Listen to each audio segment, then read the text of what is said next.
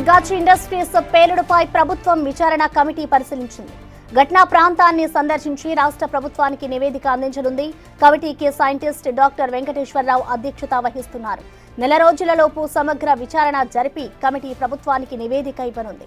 ప్రమాదం జరగడానికి కారణాలు విశ్లేషించి యాజమాన్యం తప్పు ఉందా లేదా, మరే ఇతర కారణాలు ఏమైనా ఉన్నాయా అని తేల్చాల్సిందిగా కమిటీకి రాష్ట్ర ప్రభుత్వం సూచించింది.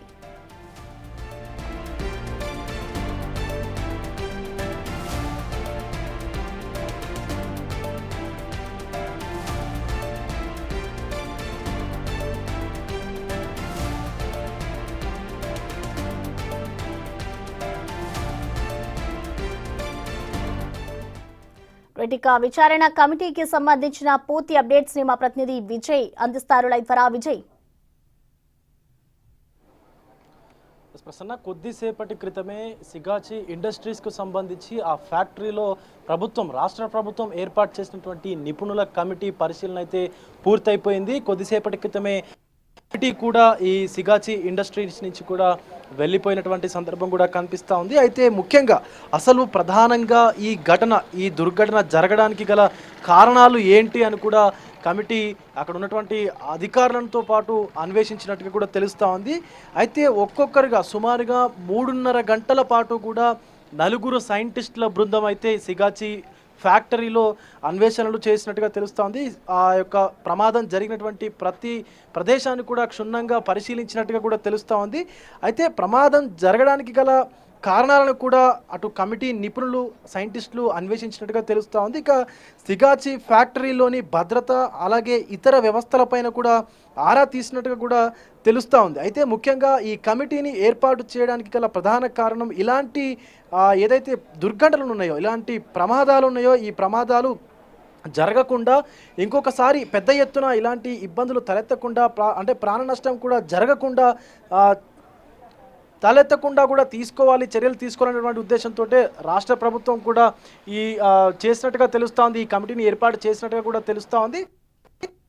రాష్ట్రంలోనే ఒక దర్యాప్తు ఉంది. అయితే ఇప్పటికే కమిటీ సిగాచి ఇండస్ట్రీస్ కు సంబంధించి ఫ్యాక్టరీని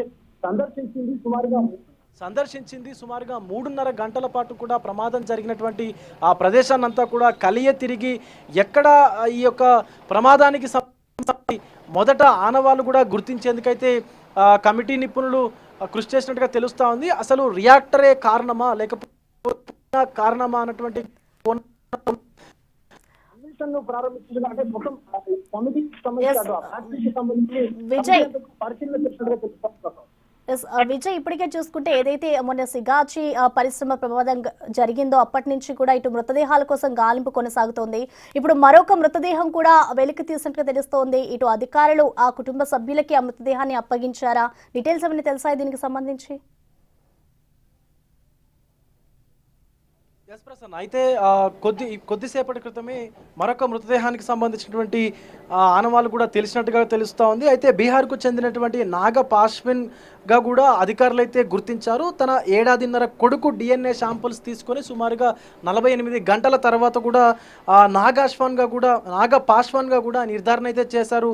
అటు అధికారులు కూడా గర్భిణిగా ఉన్నటువంటి తన భార్య పూజ అలాగే తన కూతురు చిన్నారి ఆర్తనాదాలు వింటుంటే అక్కడ ఉన్నటువంటి అందరూ కూడా పూర్తిగా కొంత ఆవేదనకు గురైనటువంటి పరిస్థితి కనిపిస్తూ ఉంది. అక్కడ ఉన్నటువంటి పలువురు కూడా కంటతడి పెట్టినటువంటి సిచ్యువేషన్ అయితే కనిపిస్తూ ఉంది. ఎందుకంటే పటాన్చెరు ప్రభుత్వ పలు మృతదేహాలు కూడా ఉన్నాయి కాబట్టి అటు ఇప్పుడు గుర్తించినటువంటి నాగ పాశ్వాన్కు సంబంధించినటువంటి మృతదేహాన్ని కూడా పోలీసుల బందోబస్తు నడమని అటు వారి ఫ్యామిలీకి కూడా అందించినట్టుగా తెలుస్తోంది. తన మృతదేహాన్ని బీహార్కి కూడా షిఫ్ట్ చేసేందుకు సన్నాహాలు జరుగుతున్నట్టుగా తెలుస్తున్నా. అయితే ఈ దుర్ఘటన 3 రోజులు వారి కుటుంబ సభ్యులు ఎవరైతే రైట్, థ్యాంక్ యూ విజయ్. ఇటు చూసుకోవచ్చు, సిగాచి ఇండస్ట్రీస్ పేలుడుకి సంబంధించి కూడా ప్రభుత్వం అయితే ఒక విచారణ కమిటీని నియమించింది. దీనికి సంబంధించి వాళ్ళు ఎటువంటి రిపోర్ట్ ఇస్తారు అన్నది కూడా ఇప్పుడు కీలకంగా